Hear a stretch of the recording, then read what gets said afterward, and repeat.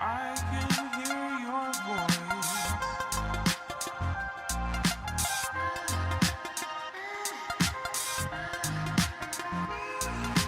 I can hear your voice.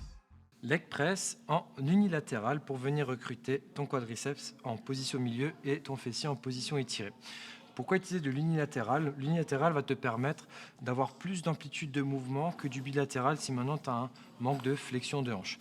Il se peut que si maintenant tu cherches à vouloir faire ce mouvement-là, une flexion de hanche, eh bien ton bas du dos s'arrondit à un certain degré. Et donc tu peux être à risque sur tout ce qui est mouvement de lift, style soulevé de terre, squat ou presse inclinée par exemple, lorsque tu mets tes deux pieds en place.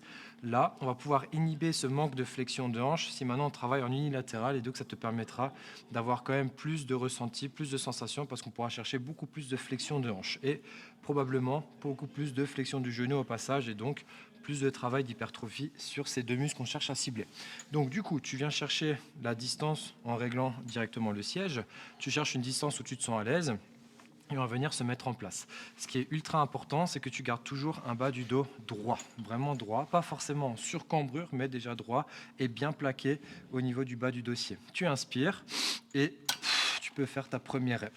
Tu pousses, tu contrôles la descente. 1, 2, 3, tu reposes pas les poings entre eux, tu gardes une petite distance et tu pousses, tu souffles. On inspire, 1, 2, 3, tu pousses, tu souffles. T'oublies pas, tout le long de l'exercice, tu veux te tirer dans le siège, tu irradies ton corps, tu rentres le nombril, tu serres les abdos et tu viens irradier tout ça pour produire encore plus de force. Dernière répétition, 1, 2, 3, tu pousses, tu souffles.